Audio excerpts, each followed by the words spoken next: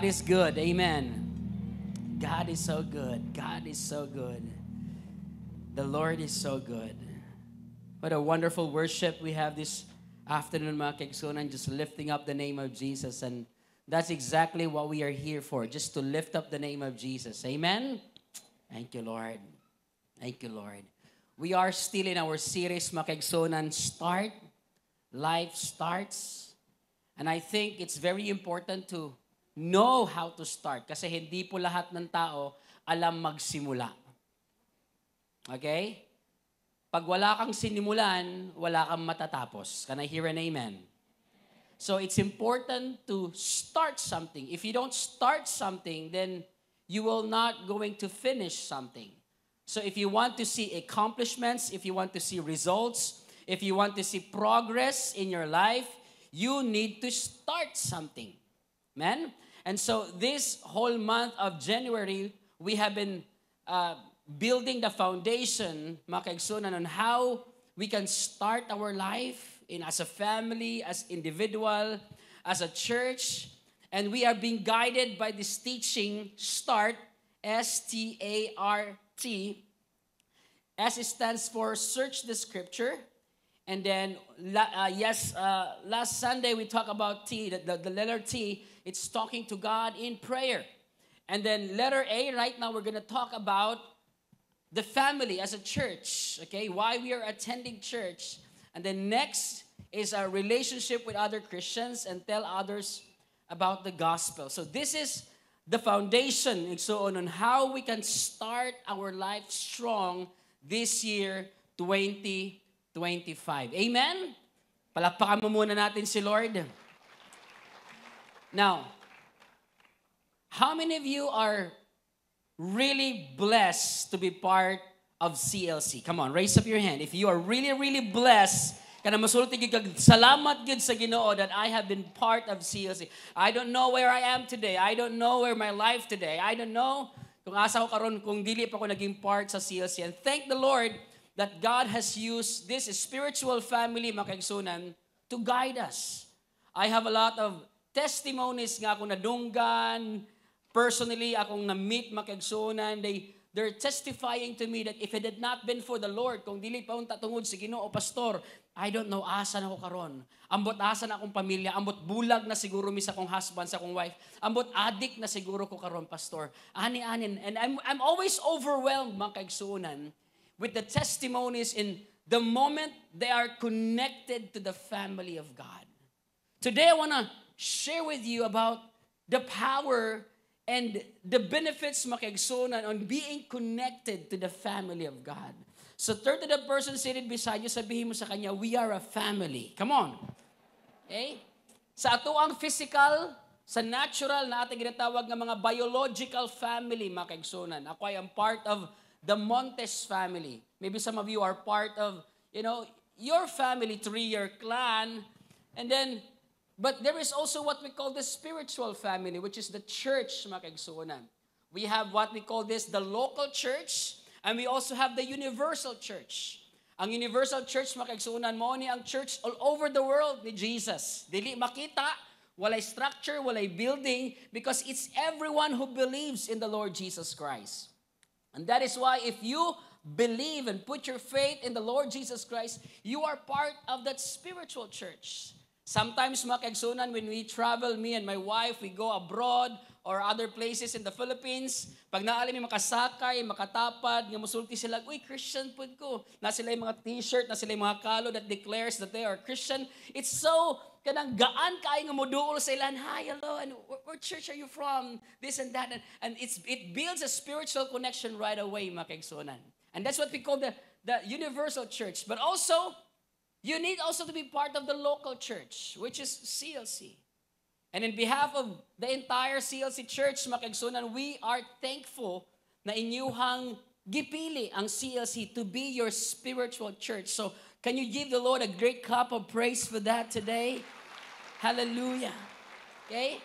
Maybe some of you here have been really invited to be here and first time ka ni sulod ani nga church, pagtanaw nimo ha, murag dili lagi simbahan, murag lagi diskuhan, murag saba lagi kaayo, murag ana na saba sa inyo, murag ano day inyo mga pare diri, murag gwapo lagi inyo mga pare diri, murag lahi lagi ang mga pastor diri. So maybe some of you or you have that kind of experience makaigsunan. But then again, it's very important to be part of the spiritual church because this is where we grow together. So let me just break down and the benefits pagidugang makaigsunan, because part of our establishing the foundation and we can start strong this year is to be connected, not just to attend. Of course, thank God that you are attending church, but to be connected to our local church, which is CLC. All right? In the book of Hebrews, chapter 10, verse 25, sabay-sabay natin basahin. 1, 2, 3, go. Not meeting together, as some are in habit of doing, but encouraging one another, and all the more as you see the day approaching. One of the habits that we need to develop in this time, in this season, is the habit of meeting together. Okay? Meeting together.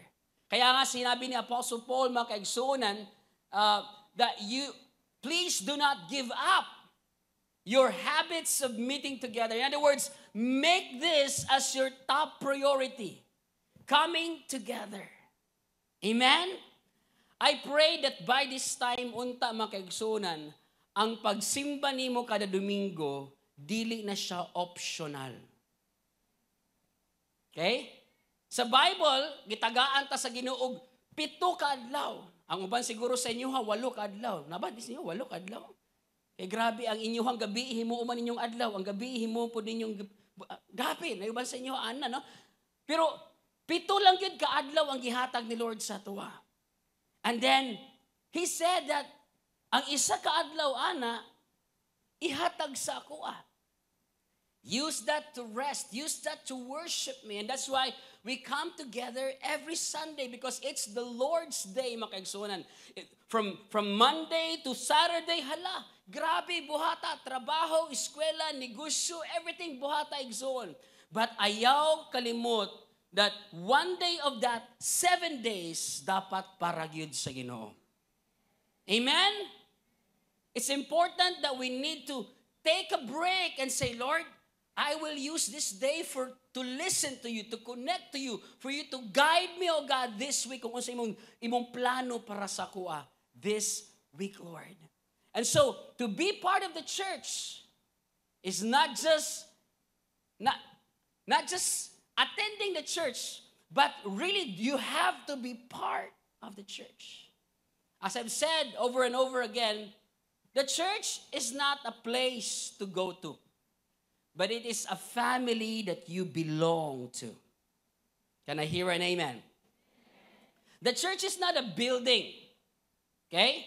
The Bible says the church are the people. Kita, ikaw, ako. Kita ang simbahan. Kaya sabihin mo, I am the church. Sabihin mo sa katabi mo, you are the church. Tapos declare natin, we are the church. So we need to understand that, mga kaigsunan, the church it's not the place, it's not the building, it's not the structure, but it's the people that love God. That's why every time we gather together, we gather as a church. Asa man gikan ang word nga church. That church word came from the word ecclesia. Okay? Sa una mo panahon, igsuon ka nga word nga church, dili na siya religious term. It's actually a military term.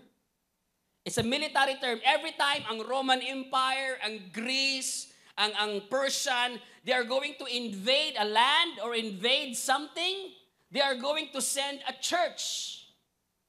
Church. Not building, but soldiers, elite soldiers, not just soldiers, but educators, philosophers, tanan mga kaigsunan. It's a group of people that would carry the culture, the DNA, the education of that particular race, and then muadto sila igsuon sa isa ka lugar, and they're gonna invade that place, and they are going to share the culture, everything. Ug ang tawag ana nga group of people is ecclesia, the church. That is why when the Spanish people, Spaniards came into our place, Philippines. They bring the church. That's why nasabtan nato unsaon pag sulat, everything. Almost 65 or 75% of our character, our attitude, our culture, gikan gid sa ilaha mga Spaniards. Makigsunan mo na, tanawin mo tapan mo, tisoy-tisoy gamay ba? No? So when Jesus said, I will build my church, and the gates of hell will not prevail against it, so he was not talking about the structure of the building, but he was talking about, I'm going to raise up disciples. I'm going to raise up godly men and women. I will build my church. And they are going to carry the culture of the kingdom of God. They're going to carry my character. They're going to carry my DNA. That's why everywhere we go, we are representative of the church and the kingdom of God. Amen. So now you understand, makagsunan, the world that Jesus wants to invade the whole world. By what? By invading their hearts, their thoughts, and their minds. Not invasion, makigsunan nga gira. Because the Bible says ang atong gira is not physical, but our gira is spiritual. And that's why you can see that we are very strong in winning people, discipling people, because that's the church is all about. The church is not a place to be entertained. Ay, ganahan kay ko, kay lingaw kay sayaw-sayaw dito. Dili ang pastor clown para i-entertain mo. Dili ang church entertainment center nga muraog kanang showtime, and then pag humanato tanan, good time. But a church are the people that will be equipped to advance the kingdom of God. I don't know about you, but it excites me. It excites me because I am part of something that is bigger than myself, makaigsunan. In this world, right now that we are living, grabe ng individualism. Kanya-kanya, ayaw ko hilabti, ako aning agenda, ana. But you have no idea that that is the tactic of the enemy to divide us, makaigsunan. Today, I want you to open up your heart because being part of the church is the most beautiful decision you could ever make in your life. Amen? Number one, why we attend church, why we need to be part of the church. Because the church is the place to come and worship God. That is the place, makaigsunan. It's a place to come and worship God. Let us draw near to God with a sincere heart, with a full assurance that faith brings, having our hearts sprinkled to cleanse us from a guilt conscience and having our bodies washed with pure waters. See, there is always a proper place for everything. Amen? Every time mahuman kag trabaho, eskwela, negosyo, asa man ka mauli? Dili sa silingan. Tama? Muuli gyud ka sa inyuhang balay. Kisa na'y balay. Kisa'y gusto magkabalay karong tuiga. Daghana pag walay-balay, Lord, tagaay ang mga walay-balay, Lord.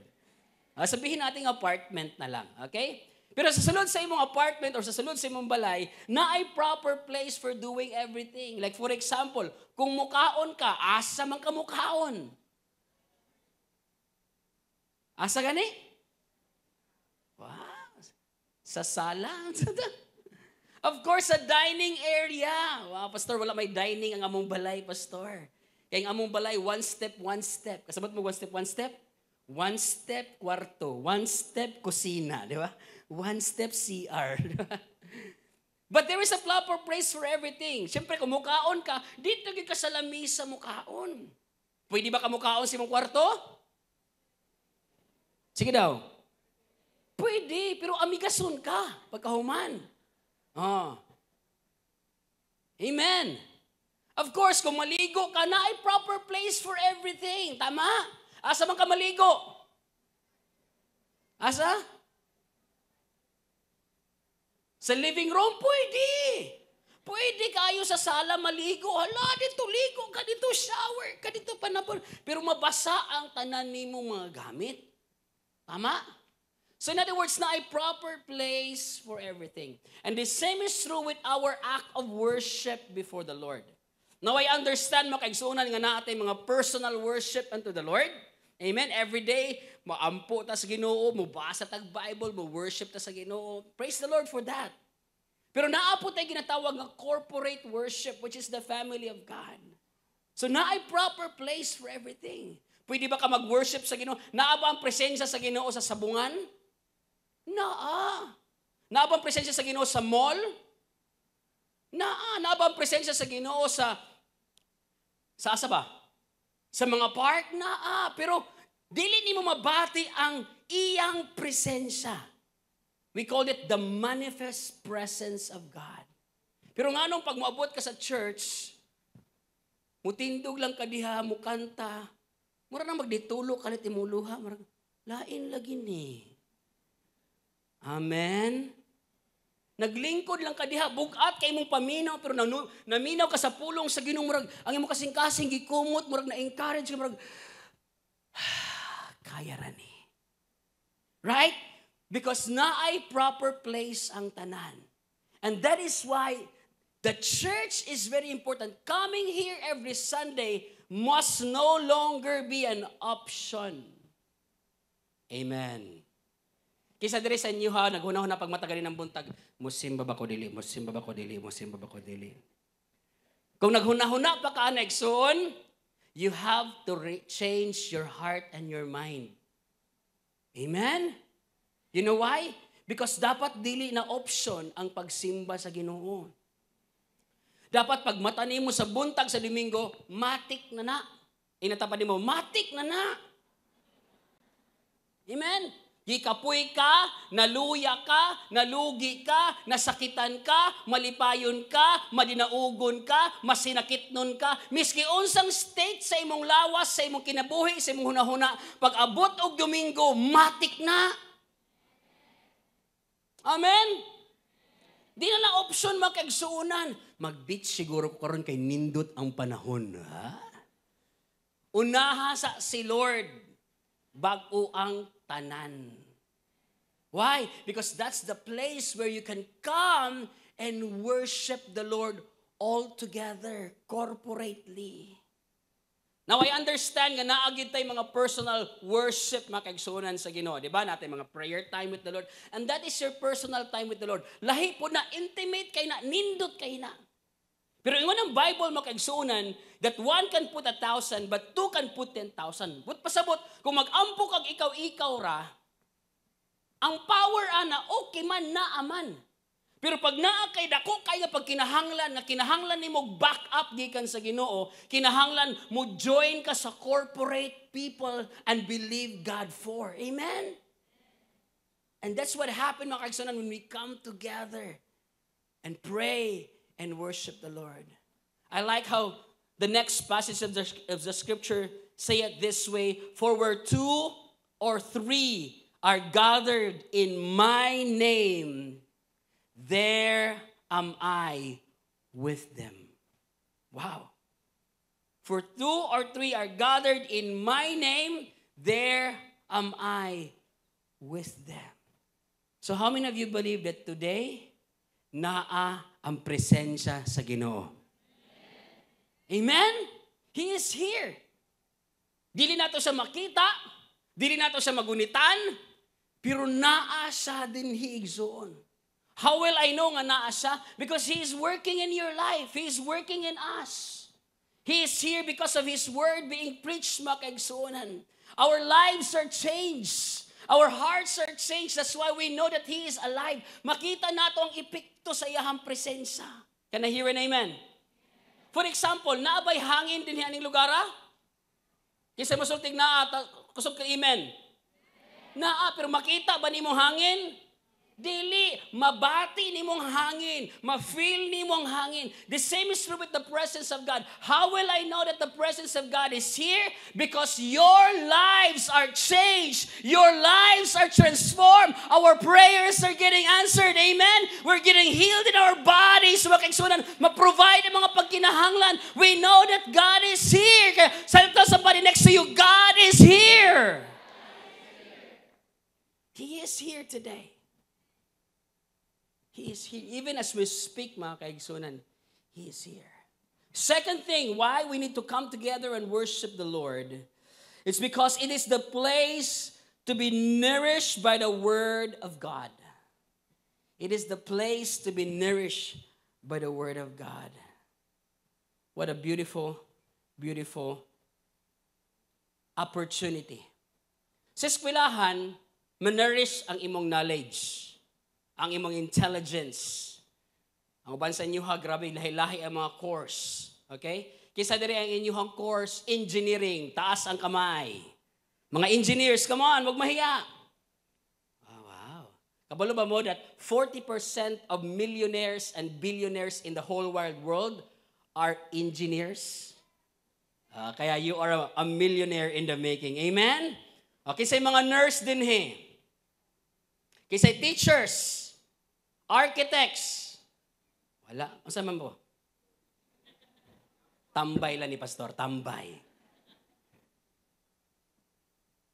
So you go to school to learn, to gain knowledge. Tama? But in the school, you will never hear your teacher talking about the Bible. Perhaps na siguro pag mga Christian nga mga teachers. Pero wala gyud siya sa curriculum, mga kaigsunan. I wish sa ilahang ibutang unta. Pero in the church, this is where we talk about the Word of God. This is where we talk about moralities. This is where we talk about the principles and faith, mga kaigsunan. So do not expect that in the church you are going to hear engineering subjects. Okay? Hello? Like the square root of this and that, di ba? Of course, you're going to hear, mga kaigsunan, promises from the Word of God. And not just promises, commands from the Word of God. And not just commands, warnings. Not just warnings, rebuke. Amen. Murag hinay man ang amen. Diri matarong atong kasing-kasing mga kaigsunan. Muna pag-abot nimo sa church, every Sunday sa gathering mga kaigsunan, this is where we are nourished by the Word of God. Proverbs 10 verse 23, let us hold unswervingly to the hope we profess, for He who promised is faithful. So every time you hear the Word of God, faith is being built up. Mga pagtuon nimo musaka, gigunita nimo mga saad sa Ginoo. And Apostle Paul begin to encourage us nga ayaw buhii ang imong gigunitan nga pulong sa Ginoo. Amen. Kay siya nga nagsaad matinumanon nga iyang buhaton. So kung nagsaad si Lord sa imuha, nga iyaha kang ayuhon, iyaha kang padatuon, iyaha kang i-flourish, iyaha kang i-guide, iyaha kang i-protect, makigsunan, iyaha ng buhaton. Kay si Lord nga nagsaad, dili man sa tao nga mahimong mabakakon ba? Si Lord man God faithful sa iyahang kinabuhi, tinuod siya. Di walay bakak sa iyaha makigsunan. So kining a place, this is the place we're being nourished by the Word of God. And that's why we always go back to what the Word of God says. Muna, permita mo ginawalin ni Bishop Hurley. Pag naay sitwasyon, pag naay kinahanglan advice, pag naay kinahanglan nga clarity, we go back to the Word of God. Unsa man ang ingon sa pulong sa Ginoo. In Matthew chapter 4, verse number 4, Jesus said, man shall not live by what? Bread alone. So, dili lang day ka mabuhi sa kaon lang. But by every word that comes out from the mouth of God. So the reality is this, makigsunan, ang imuhang existence, ang imuhang pagkinabuhi ani nga life, dili lang puro kaon. Usahay nag-rotate ra man gud ang atong hunahuna ana. Pamahaw paniod to panggabi. Pamahaw paniod to panggabi. Di ba? Kuya kaayo niya nag-fasting baya ta karon. Kasi nag-fasting. Sa datong first week, gani, ang first week, 1 meal a day. Tapos second week, 2 meals a day. Di ba? Yan, ako yung mga nadunggan nga. Tama, pastor. Ako, nag-give up gig og 2 meals a day, pastor. Kada adlaw, 2 meals gig ko. Pero sa isa pod ka adlaw, pastor, 4 meals man ko. So, 2 meals lang gid akong gi-give up. 2 meals po lang akong kaunon. So, next week, pastor, nga 3 meals na pa ko'y 1 meal. Di ba? Bright sad siya. This week, baya, makaigsunan kay full fast na daw ta for 7 days. Kasi excited sa full fast for 7 days.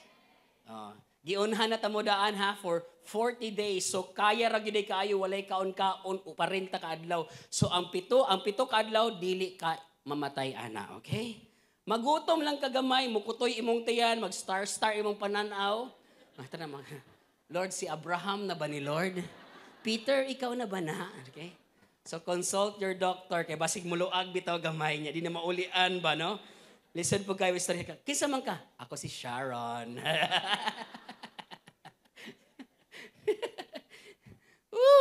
So, make sure makaigsuonan to be connected. And every time the Word of God is spoken, it builds us up.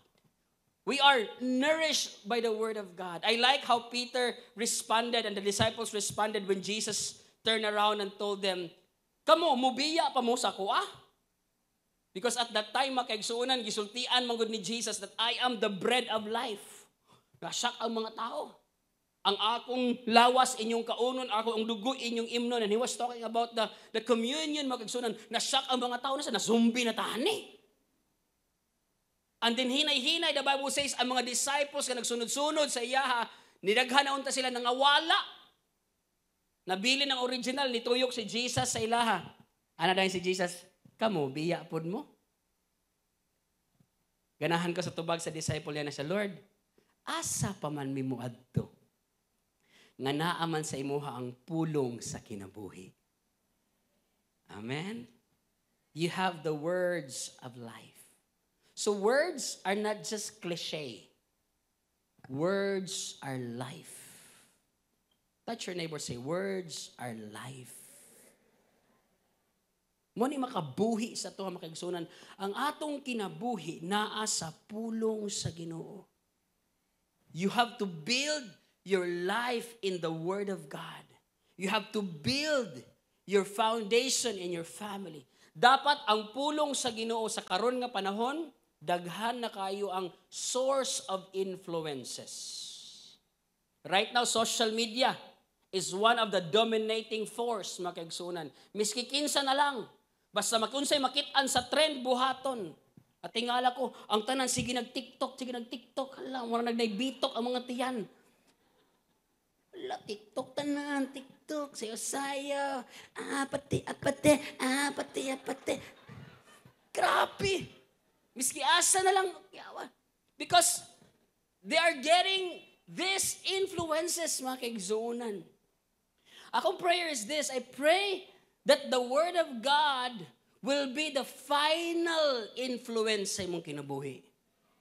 Did you hear me? I pray that the Word of God will become the final influence. In other words, if you have a major decision, if you have a major thing going on in your life, you are going always to go back to the Word of God. Sasabihin mo, Lord, anong sinasabi ng Word mo galing dito? For example, na in love ka, nipitik imong kasing-kasing. Hallelujah. Happy tapon February. Ay, 1 year na pa yan, Lord. Sakit ako kasing-kasing. Kita ka, gwapo. Wow. Yan, nagpaila-ila dahil si mo, hi, I'm Will. Oh, Will yung pangalan, God's will. Oh, grabe na ni. Diba? Pitik na yung kasing-kasing. Unya. Dili man tanan pagbati nimo tama. Kay kung tama pa imong tanang pagbati, dili untay ngun anay mo sitwasyon ron. Nadala biya ka atos pagbati. Amen. Bugsot ng damdamin. Wa ra good. Di ba? Dito man ka nasakitan kay ang nagmamadali, nagkakamali. Di ba? Kinino. Ang nagmamadali, nagkakamali. Di ba? Ang hindi makapaghintay, nagiging tatay. Ang hindi makatiis, nabubuntis. So kinahanglan mo balik ka sa pulong sa Ginoo sa mga kinaingon ni Lord. Ani. Ana dayon si Lord. Oh, ayaw pakigrelasyon sa dili kaparihan nimo pagtuo. Do not be equally yoked. Diba? So kana pa lang daan, Lord, gwapo siya Lord, pero lahi man siya pagtuo sa kuha. Yawa gihapon na siya Lord, oy. Sungayan gihapon na. Diba? Ang problema nato, ilaban manggod nato, pastor, ilalaban ko to. Kay para isa ka kalag malangit. Ay! Di ba? Ang resulta, duha ka kalag na impyerno. Di ba? Balik lang kita sa pulong sa Ginoo mga kaigsuunan. Amen? Pag discourage ka, na akay kaaway, gusto ni mo balos makigsuunan, gusto ni mo siya ipabarang, ibarang ginako ni siya. Kasi pulong sa Ginoo ingon, ha? Pagpasaylo. Amen. Nakadungog ka, Lord, imo kong gipasaylo. Kinahanglan kong pasaylo, Lord. Sakit naman kaayo. Oh. Ang pagpasaylo manggod igsuon, dili manggod na para niya. Para manggod na nimo. Maraghinay man ang amen. Isa sa mga butang na-realize na ako, sometimes manggod, abi manggod nato ang feelings bitaw. Istoryahan nato ning feelings. Kaya ang opposite manggod sa faith in the word is feelings on your emotions. Okay? Feeling manggod nato is naglagot ko sa iya, suko ko sa iya, na-in-love ko sa iya, grabe na ano ko sa iyahanan. Feeling nato, the more nagabuhat taani, we are gina-express nato atong feeling, nagapagawastag feelings. Tama? Feeling nato, nigawas ang atong feeling. Nasuko ta, feeling nato na is something na nigawas sa imuha.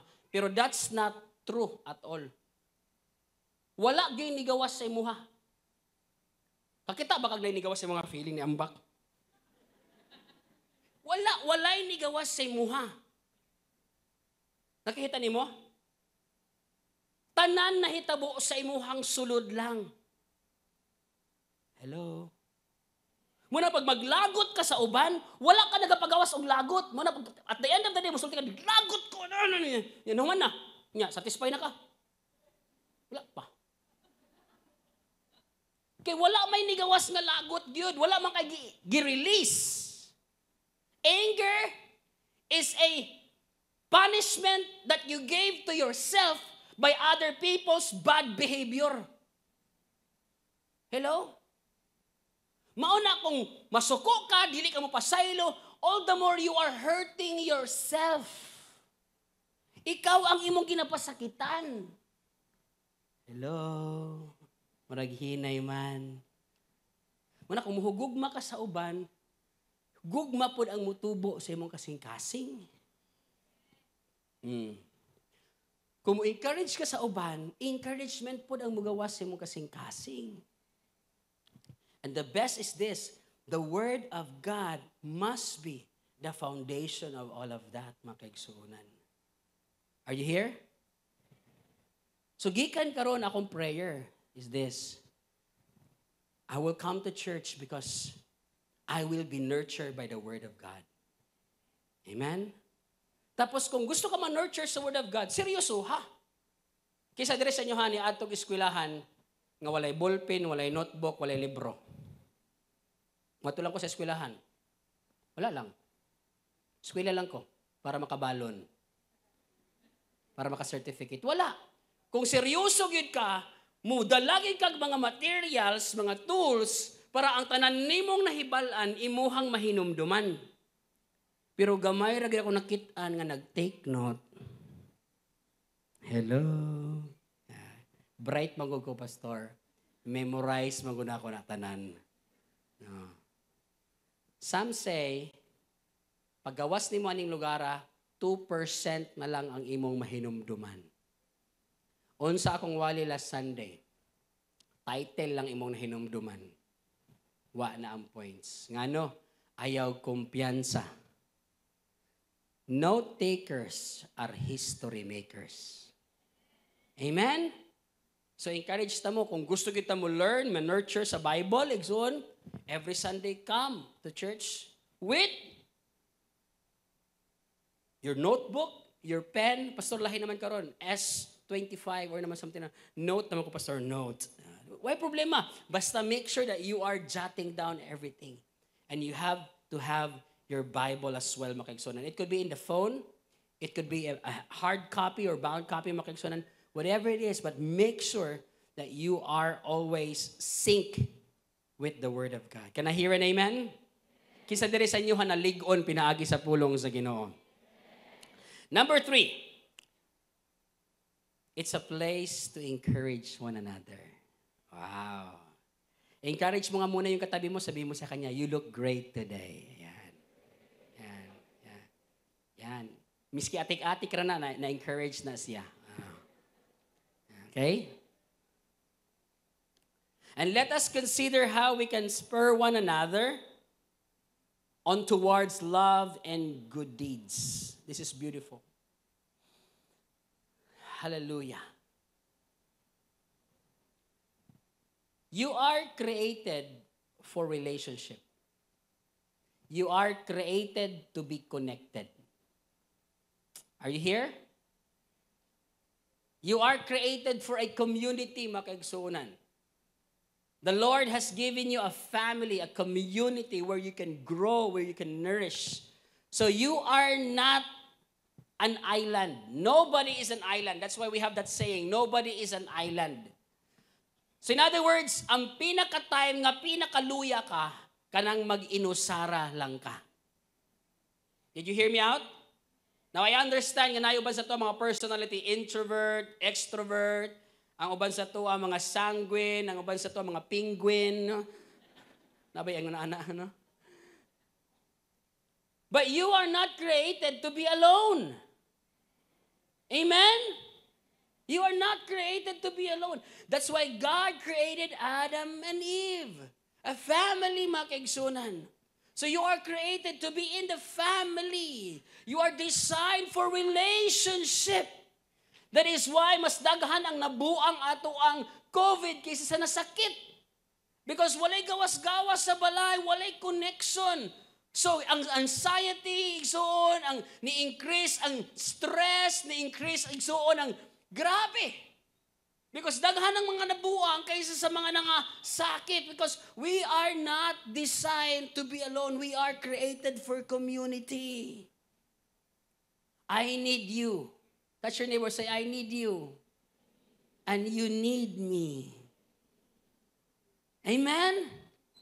Gidesign ta ni Lord, ana, makaigsunan. Why? Because we can best fulfill our purpose in the family of God. This is the time that we can encourage one to another. The Bible says, very strong ang 3 chords.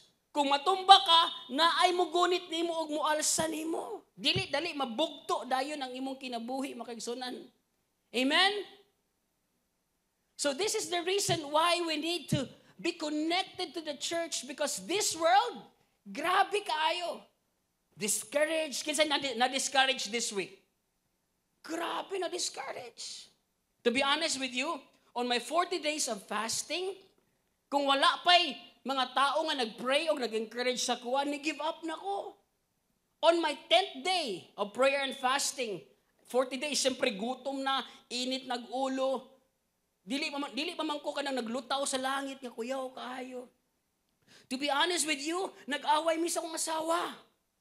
On the 10th day of my prayer and fasting, pag-away na mo, makagsunan, simple na kung kayo nga away, pag-away na mo, nag-guilty ko, igsuon kay, murag feeling na ako, di na ako kapadayon, di na ako murag, nakasala na ako sa Ginoo, grabe ang akong guilt sa akong kasing-kasing, away mi, suko, kaya ko, nibuto na akong ulo, nibuto na ang akong emotion, to the point, nikuha na akong karahay, magluto na ako, mukhaon ako.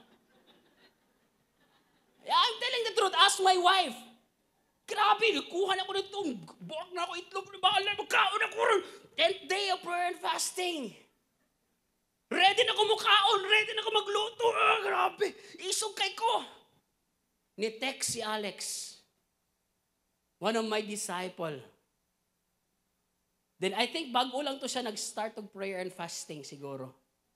And then he texted me with these words, Dad, thank you for showing us that it can be done.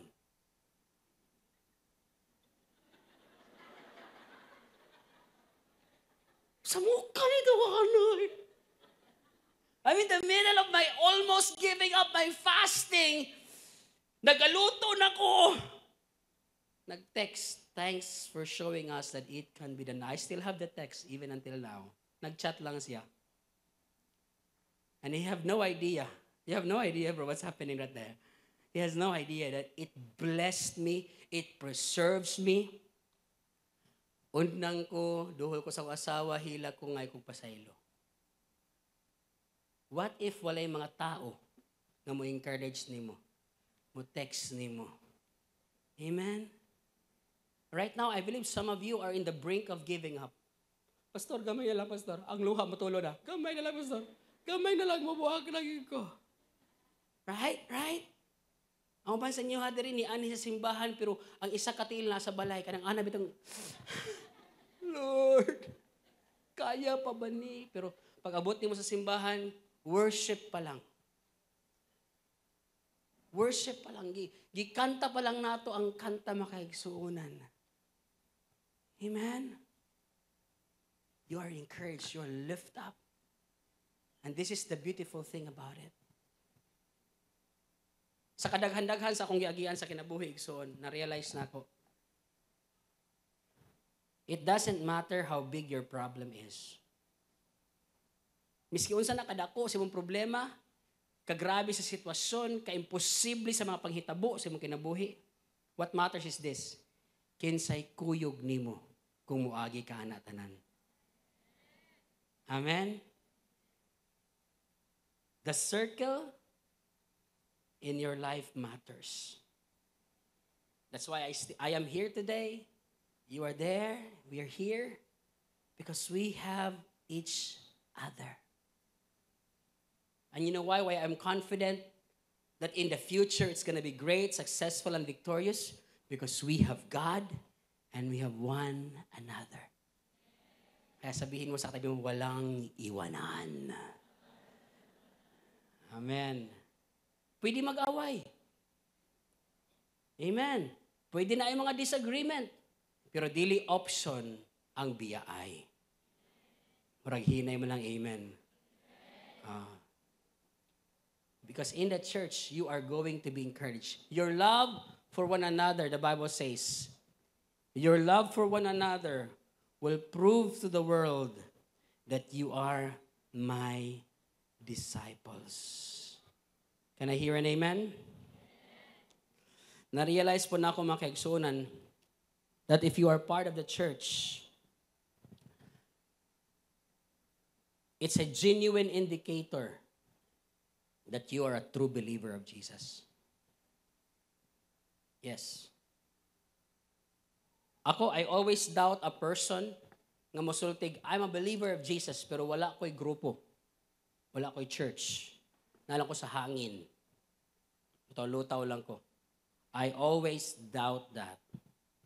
Because if you are a true believer of Jesus, you understand and you know and you give value and importance that I need to be part of the church.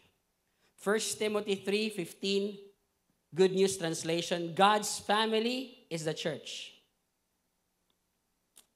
of the living God. Amen? Kaya sabihin mo sa atin, we are a family. God's family is the church of the living God and pillar of foundation of the truth. Woo! Wow! Amen? So imagine if you're a Christian but you're not part of the family. You're not part of the church. So it's not a genuine indicator, mga kaigsunan. The genuine indicator that you are part of the family of God is you are part, or Christian, you are part of the church. Now, walay church nga perfect. Okay? Madto ka sa laing lugar sa church, Mangita kag perfect church, walay perfect church. Because we are all work in progress. Thank God that God is perfecting us. God is changing us from one glory to another. The church is like a hospital. Muan hindi rita ng tao, sugatan, samaran. But God is changing us. God is molding our hearts. Amen? Touch your neighbor, sabi mo sa kanya, God is not done with me yet. Be patient with me. Amen? Pasensyahin ko kay di pa human si Lord na ako. Oh, di pa ko perfect. Wala pa ko sa langit. Wala pa ko naihelo sa akong ulo. I can still think negative things. I can still speak negative, words. Napo ko'y pagbati nga di mao, but the Lord is patient with me. So bear with me. Amen? And so when we understand that, makigsoon, that to be part of a church is a genuine indicator that I am a believer. I belong to Jesus. So you are going to give importance to really be part of the church. You belong in God's household with every other believer. That's in Ephesians 2 verse 19. You belong to God's household. Wow. Thank you, Lord. Sabihin mo nga sa katabi mo, hindi ka spiritual orphan. You belong to God's family. Amen? Palakpakan natin si Lord that we belong to God's family. And of course, the last but not the least, point number 4, it's a place to continue serving the Lord. It's the place to continue serving the Lord. You cannot fulfill your God-given purpose by yourself. That's why in the Bible, makita nimo, there is always the word together. Okay? He put us together. He joined us together. He built us up together. We are members of the family together. I like how Apostle Paul illustrates the church as the body of Christ. We are the body of Christ. So meaning to say, we belong to one another. Okay? For example, makuha ko, isa ka example ha bro. Can you stand up with me? Ay, kaulaw. Yeah. Palapakan nato kay para di siya maulaw. Okay? So, this is the body of Christ. This is the church. The Bible says we are the body of Christ. The body. Okay? One body. Katawa siya. So sa body of Christ, the Bible says, has different parts. Na ay ulo, na ay mata, na ay ilong, na ay dalungga, na ay kamot, na ay lawas, na ay tiil, tanan. Okay? Pero isa lang kalawas. Amen? Murag hinay man ang amen. Ang uban sa tuwa din mga kamot. Oh. Ang uban sa tuwa diri mga tiil. Ang uban sa tuwa diri mga ulo. Baba, mata. Pero dili pwede mo sulti si mata. Dili ko part anang lawas. Ako rani. Tama? Gi-illustrate pa gani ni Paul, what if magwilga ang tanang part sa lawas? Ikaw ba ha? Perminti lang ka makakaog lami, ha?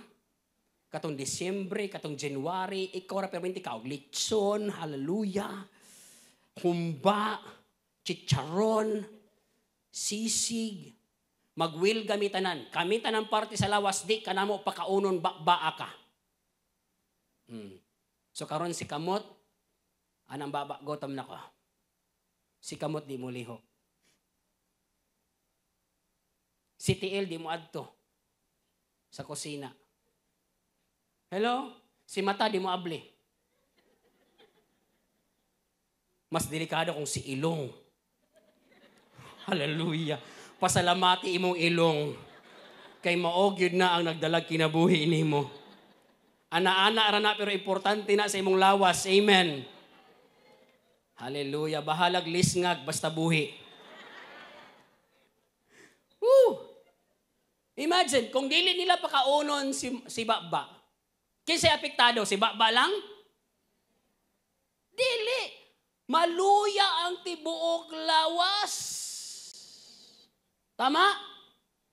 Matingala si kamot, wala naman ko'y gusto Ang tiin mo, naluya naman ko Nalipong nga lagi ko. Alangan, kay wa man ninyo gipakaon si Baba. Nakita nimo? The same is true with the body of Christ. Thank you, bro. Palakpakan natin. Okay? That is why, dili daw pwede mo sulti. Ikaw laagan kang tiila ka ha, bukbukon, takaron ha. Puyo ha. Pag masakitan ng imong isa ka tiil, apektado tanan. Gusto na ko makuha ninyo ni, pag nasakitan ko, damay mo. Pag nasakitan mo, apektado ko. Kaya nga no, parte man ta sa isa kalawas. Murag hinay man ang amen. Muna, dili na ko maako nga makitaan ka nga nasakitan. Dili na ko ako makitaan ka nga ang imong kinabuhi padulong sa distraction. Sultian kita kabahalag masakitan ka basta mas safe lang ka. Why? Because part manggod ka na ako. Amen. Usahay ang mga wali ni Bishop Hurley din, strong kaayo, kusog kaayo, murag ka ng, tama na bas. Sakit naman kaayo. Why? Because we want your life to be in line with God's purpose. Amen?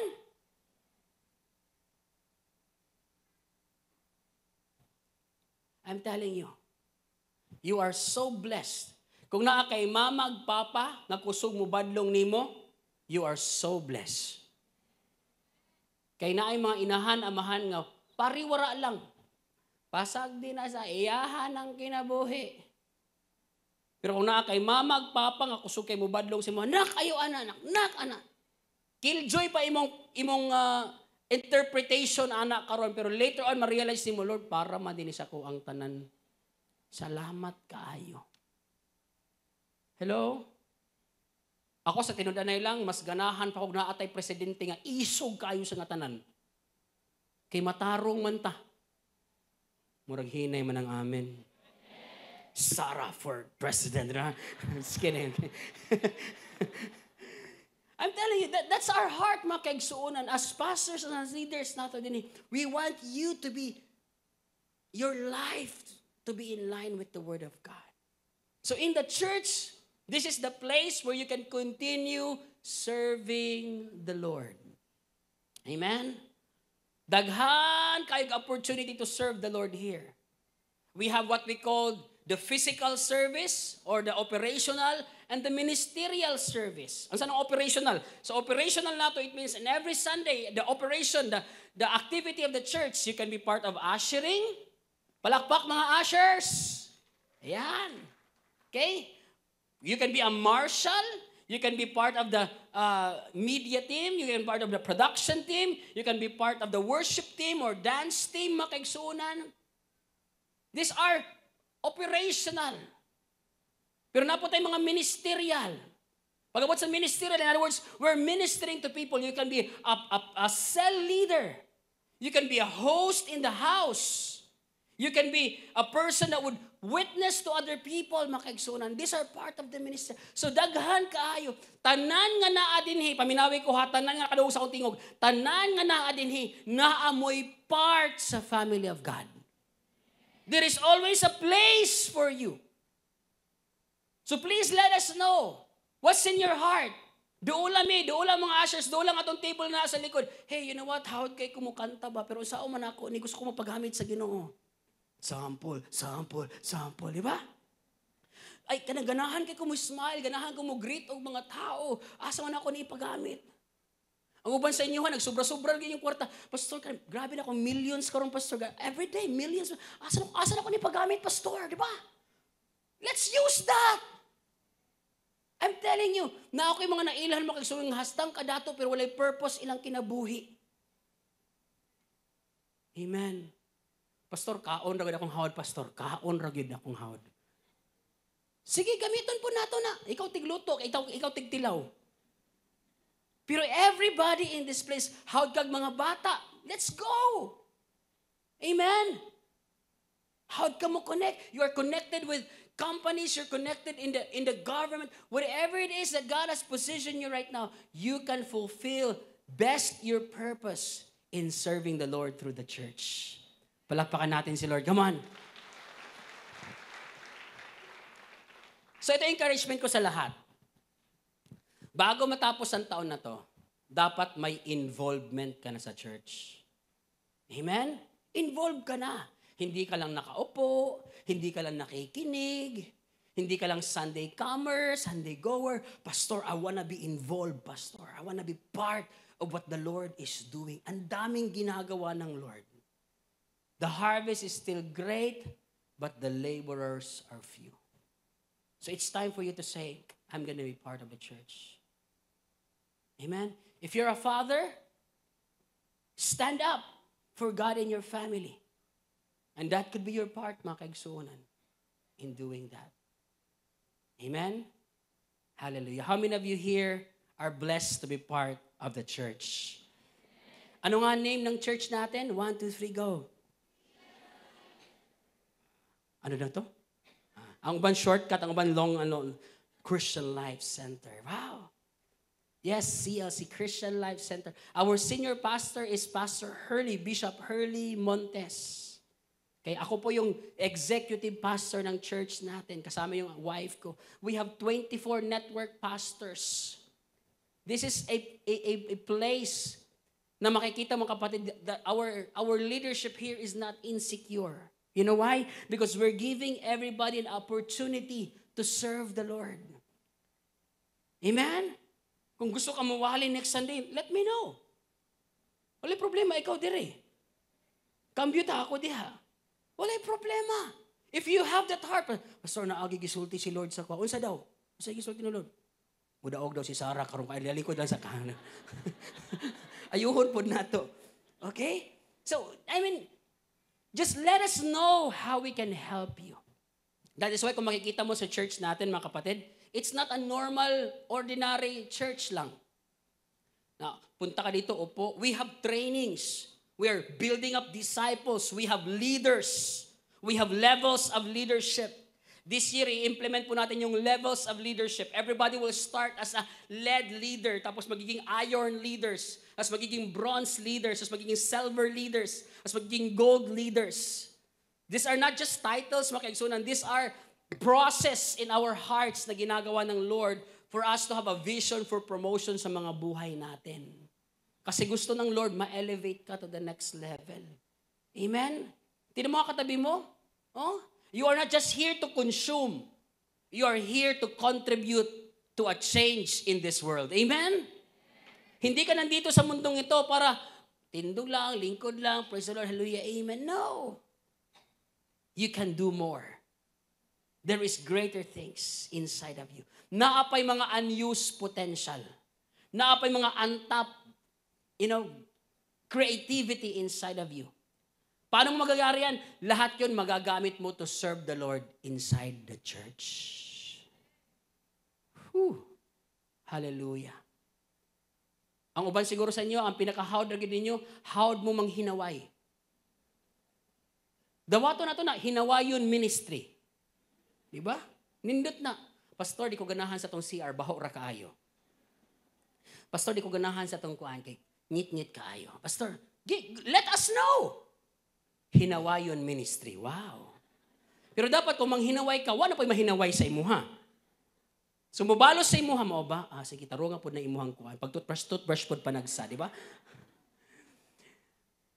All of this, we are here to build up one another.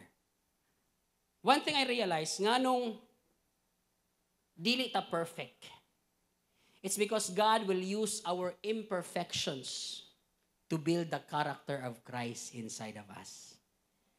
Amen? Hallelujah.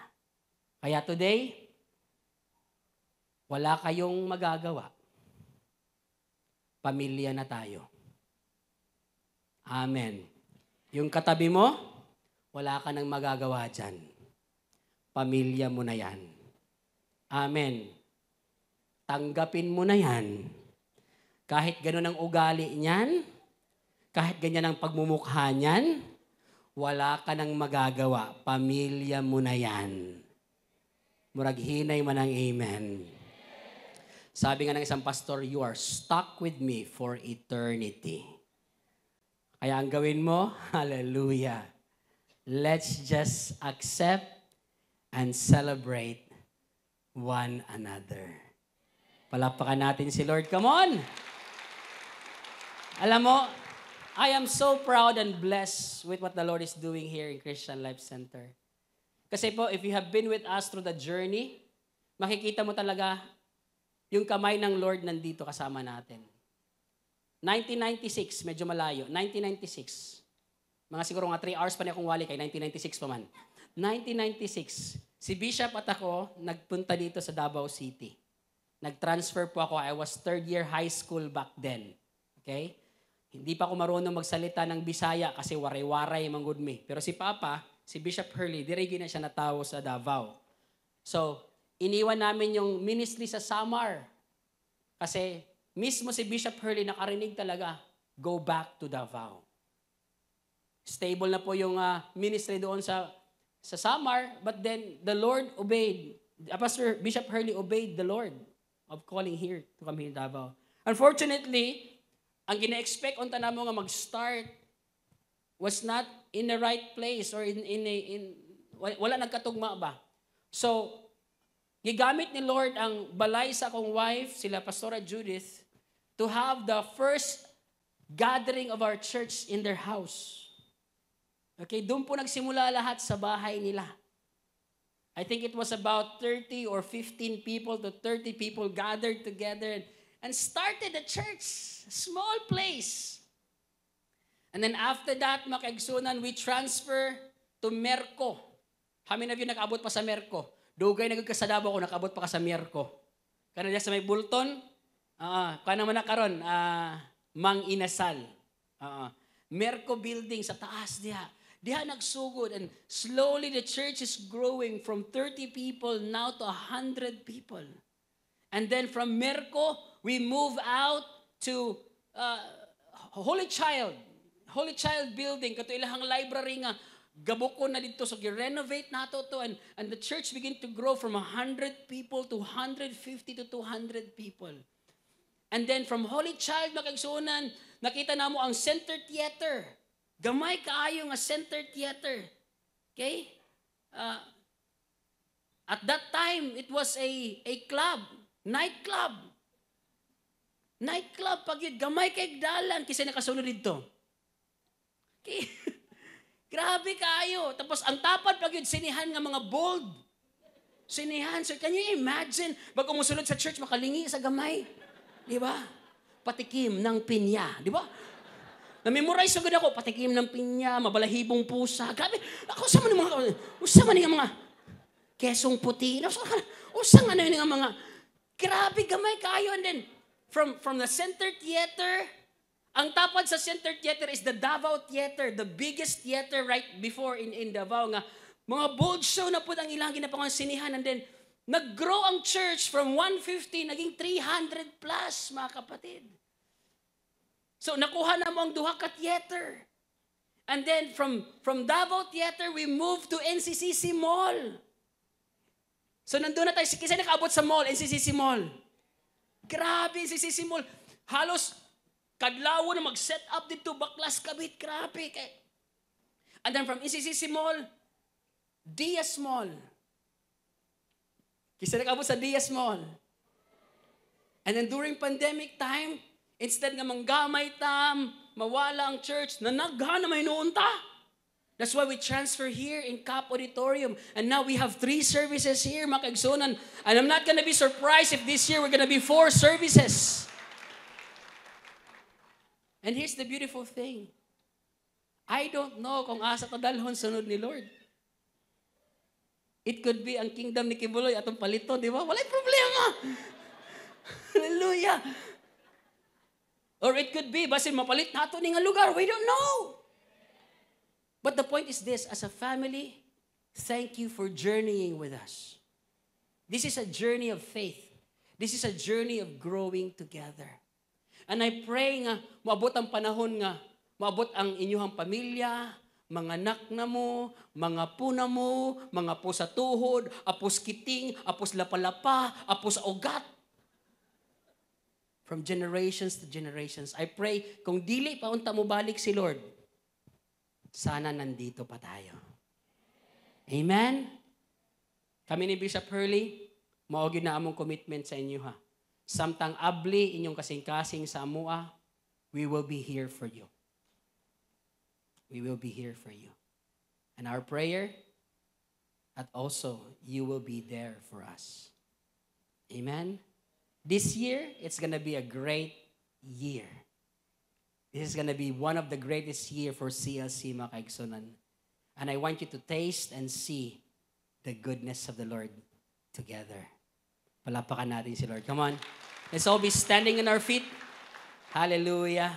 Gaksa sa imong tapat, lalaki sa lalaki, babae sa babae, friends, magigsuon, kaila, just top of shoulder, sabihin mo, we are a family here. Wow. Thank you, Lord. Thank you, Lord. Thank you, Lord. Salamat, Lord. Thank you, Lord. What a good, good God we serve. Salamat, Ginoo. Now, maybe today you are here. Pero wala pagid nimo gidawat si Jesus sa imong heart. Meaning you are not yet a part of the family of God. If you're here today, I want you to raise up your hand and let me pray for you real quick. All right? Sige po, just bow down your heads and close your eyes. Pray this prayer after me. Sabihin mo, Lord Jesus, today, I understand the importance of being part of the family. Lord, I open up my heart. Come into my life. You are now my Savior and my Lord. I am now your child by virtue of faith. I am part of the family of God. Help me to preserve and treasure the gift that you have given me. Lord, give me the grace so I will stay, grow, and mature in the family that you have connected me. In Jesus' name. Amen. Amen. Amen.